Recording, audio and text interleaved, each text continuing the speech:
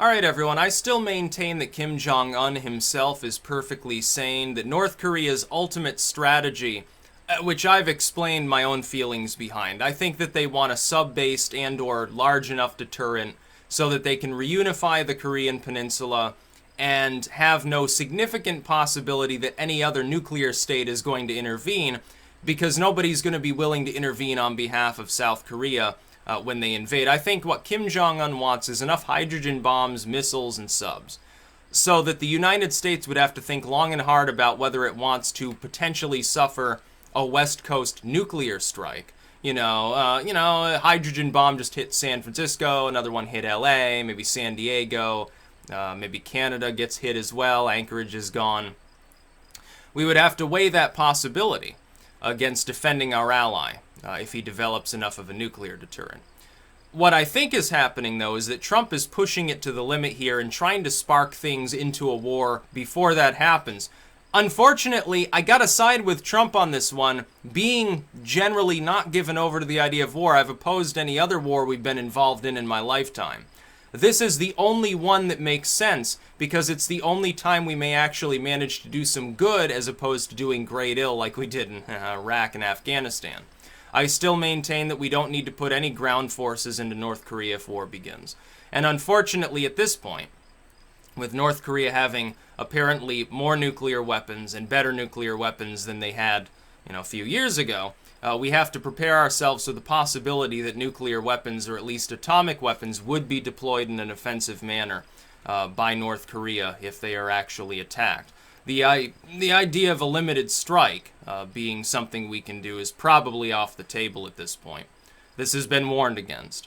And North Korea is now saying, oh, the U.S. has basically declared war on us on Twitter, which is really surreal. And we're going to we can fire on U.S. bombers even if they're outside of our territory. A war state exists. Now, they've used that before. They said that years ago. Remember when I think it was the Kaesong complex there, that's a joint between North and South Korea? They shut it down and said, well, now a wartime state exists between the two Koreas. We will not tolerate this diplomatic importunity any longer. They readied the missiles, and they set up the artillery, and they made a big show of force, and gave some speeches, and had some marches. Ultimately, though, things died down. Well, things died down in this instance, though, now that North Korea has tested a hydrogen weapon, fired several missiles directly over Japan, dragging them into it. I don't know why they thought it was a good idea. They would have been better off firing them across South Korea. Because they're already at odds with them. They could have left the Japanese alone and hoped that they would stay more under the pacifism doctrine. So I don't know what Kim Jong-un is hoping for there. I'm almost thinking that Kim Jong-un intends for war to begin soon anyway. Like that North Korea realizes that at some point things come to a head. They have the H-bomb, presumably now. So they're like, well, we might as well try it now, because we might not get another chance, because China's beginning to back off support. Russia has weighed in and said, well, there shouldn't be a war here. This would be something we warn against. Russia doesn't really have a skin in the game, though. Is anybody really going to be concerned if Russia condemns any strikes on North Korea and or North Korean strikes on anyone else? They've committed acts of war already. They've already committed acts of war against Japan. They fired missiles directly across their territory. The Japanese would have been within their rights to fire on those missiles. They're now openly threatening to attack U.S. aircraft, including aircraft that are not anywhere near North Korea. That is an act of war. That is a credible threat. They're certainly capable of doing it. They've already got the technology to do so. They may not be able to bring our bombers down reliably, but they can certainly fire upon them. All that you need is for one bullet to be fired at one plane before a state of war would probably exist. We are one step away from the Korean War 2.0.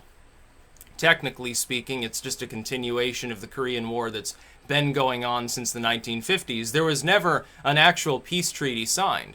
There was a ceasefire. The sides withdrew, agreed upon an area that they wouldn't cross, the DMZ, the most heavily militarized, most dangerous place in the entire world, by the way.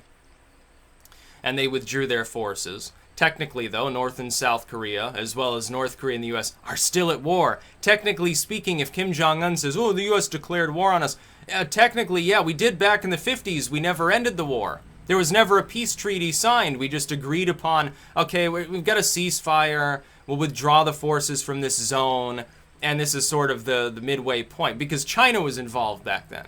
We didn't want to fuck around with China. At the time, by the way, we got our asses kicked in the Korean War until the end stage when things stagnated, because we were actually using outdated technology. The North Koreans had better tanks than we did at the point. We were using like primitive World War II Sherman tanks. I think they fire their round on more of a trajectory. Instead of like a straight shot, they have to like bounce the projectile. It actually has to be fired upwards in an arc like an artillery piece. We were still using that tech. Then winter strikes and a bunch of people lose their fingers and toes. It wasn't a pretty sight. The Korean War, the Forgotten War. There are more veterans alive from the Korean conflict than from World War II, but you almost never hear anything about them. The government doesn't like to talk about the fact that, technically speaking, we're still at war. At any time it could go hot. It's just not a shooting war at the moment. Kim Jong-un, eventually, or maybe whoever comes after him, if he straggles along long enough for him to keel over, it will eventually attack South Korea. It will happen. Their goal is reunification by force. Their goal is to develop enough of a deterrent that nobody else gets involved while they're attempting to do so. South Korea, meanwhile, doesn't have such a thing in mind. Their line is, well, you know, diplomatically speaking, we love reunification, even though in private I'm sure that they don't, because they're like, well, what are we going to do? All these people are communists. Their voting patterns would be all sorts of screwy compared to our rather conservative standards of governance. And we would have to pump so much money in to build like roads and factories that actually work and supply cars and everything. They'd have no purchasing power. Suddenly we'd have 10 million peasants joining our population. I don't think South Korea actually wants that to happen. It'd be really good for their production because they have all those minerals that they could exploit, all the coal. But the South Korean economy would take a hit for some. It would require U.S. investment probably to prop them up in the meantime. I don't think the Japanese really want to see Korea reunified either. They want to be the big dog other than China within the East Asian region. Suddenly Korea would probably supplant them. They'd still have plenty of room for growth because half the country would be so severely anemic and underdeveloped. I think Kim Jong-un keeps firing missiles over Japan. He'd be well warned. Japan could be the voice of reason within the region and sort of be an intermediary, but he apparently doesn't realize or believe that. But they tested a fully modern nuclear weapon. The time to act was before they did that, and we kept kicking the can down the road. Successive administrations did very little. And now Kim Jong-un says that we've declared war over Twitter because Trump calls him Little Rocket Man. That's not a sane platform. And then you've got people within the U.S. who say, oh, well, Kim Jong-un, Trump's trying to bully him around. Yeah, okay. Yeah, we're trying to bully the North Koreans around. We added them to the travel ban list, too, along with Venezuela. By the way, I don't support adding Venezuela to that list. I don't see that as a problem. North Korea, yes. Chad, certainly, because of some rebels and certain militant groups there. North Korea doesn't really have that problem. Why are you worried about North Koreans traveling here? I don't think they can anyway. I don't think the government lets them. I think only a handful of people in North Korea can even travel to China or Russia, and that's basically all they can do. We don't really have to worry about an influx of North Korean refugees anytime soon. If they go anywhere, they go to South Korea or they try to get down to Thailand or Malaysia, if they can scrape together enough funding to pay some border guard to look the other way for 10 minutes while they cross the frozen river into China. And that's what they try to do. Then horror for them is if they actually get picked up in China, they get shipped back and then their whole family gets butchered or enslaved in a rock quarry somewhere.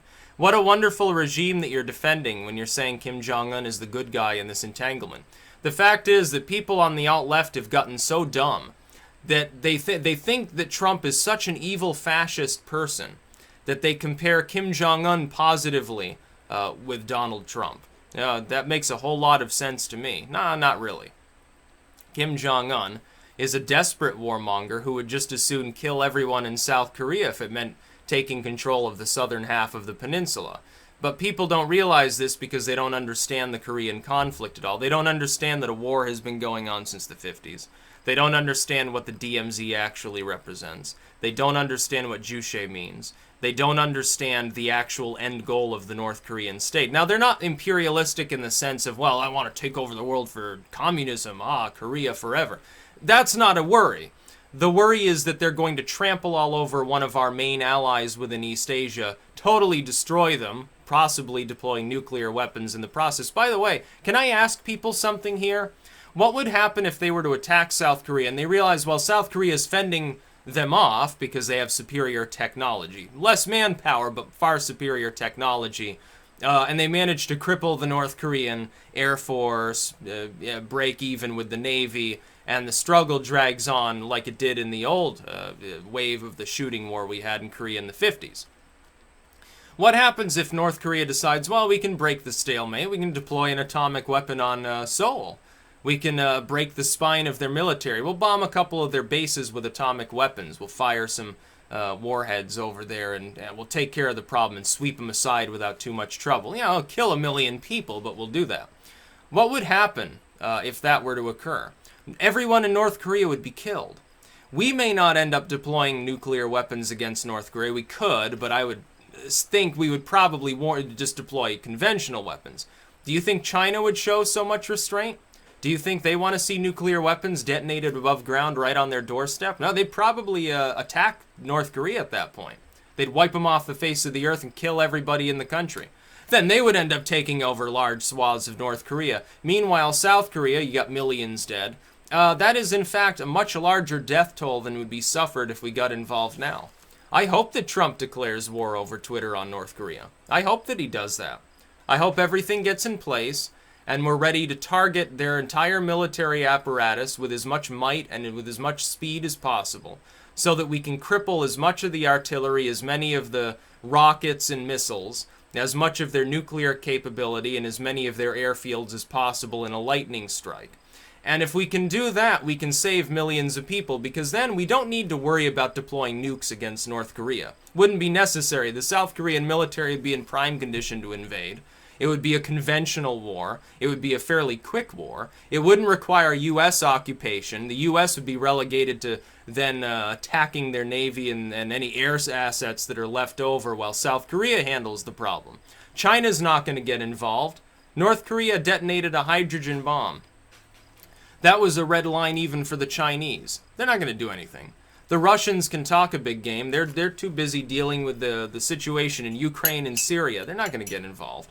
Maybe this was the end goal all along. Create enough chaos in the Middle East to distract the Russians so they can't do anything when we reunify the Korean Peninsula. Maybe that was the long game of the Kissingers of U.S. foreign policy. If so, okay. Maybe the ends justify the means. A brutal way to do business. I guess it would have worked. I wouldn't support such a genocidal tendency, but pragmatically speaking, I guess it could be a solution. But we've got to do something, because eventually Kim Jong-un is going to get that deterrent. And then he's going to say, haha, evil American pigs, I'm going to nuke you off the face of the earth if you get involved. I'm going into South Korea, so just stand by the sidelines. Don't worry. We just want to reunify this peninsula and enslave a couple tens of millions of people. Probably kill the rest. It'll be all good. We'll just put them under Juche. Bring your ships in if you want to carry them off the Korean Peninsula, because otherwise we're going to slaughter them anyway.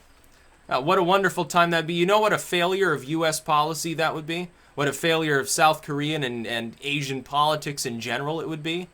To lose the southern half of the Korean Peninsula to a regime that can't even prop up a stable economy and continuously threatens its neighbors. And what about Japan? Now they've gone after them too. What happens if he manages to capture South Korea and gains all that extra technology and manpower and a decent economy with quite a bit of agricultural productivity? They don't need any shipments from China anymore. Oh no, they'll be just fine. The population will be so much lower, they'll never have to worry about famine again. Yeah, they'll be in prime condition to fight the Japanese. What happens if they say, oh, well, Japan, now we're in a state of war with them too? Well, they've got a deterrent. What are we supposed to do about it? We don't want to get nuked. We're going to sit by and let them destroy, attack the Japanese in an aggressive fashion. Oh, it's a vengeance for what you've done to us in the past. So we're not invading Japan. The can't, because they don't have a naval projective force capable to actually land there. But we're going to launch a few hydrogen bombs at Tokyo or something, burn it into the ground. It'll be wonderful. We won't get involved because they'll have too much of a deterrent for us. And they'll have plenty of weapons to play around with. If they miss with one, it detonates improperly. Yeah, it's okay. They got plenty more. They got dozens of hydrogen bombs by that point. They'll be just fine. The Chinese aren't going to get involved. They're right next to them. They don't want to have to deal with that shit. If we get involved now, we can spare millions of people's lives. If we wait, there will be war anyway. At this point, it's going to happen. And millions more die. Which future do you choose? That's what we have to ask ourselves as a country at this point. Not to be a warmonger, we should be withdrawing people from all these other theaters. Leave the fucking Libyan theater alone. Leave the Syrians alone. Let Assad run things. Let the Iraqi government stand on its own. Okay, it should be capable by now of doing so without our intervention. Why are we dicking around still in Afghanistan? Technically our longest shooting war. Korea is our longest war overall. We should be in Korea right now. Put 10,000 extra troops on the DMZ. See what Kim Jong-un does. See if it doesn't cause him to act. Put another carrier group around there. See what happens. Get China further involved. Give them the carrot and the stick method. So I say, well, yeah, you don't have to worry about all this trade stuff we've been talking about, but you're going to have to back off as we reunify the peninsula under our terms. Go ahead and take that one mineral mine up in the far north that you've wanted for so long, and you basically control it anyway. You're the only one buying the minerals. Go ahead and fucking take it. The South Koreans aren't going to care as long as the North Korean problem goes away. Why don't we do that? Wouldn't it make more sense? I don't think that a reunified Korea would want a border with Russia anyway, so give the Chinese a chunk of that land. Say, okay, you can have this now. Have it as a little, microstate vassal or something. Who cares? That's about all. Peace out.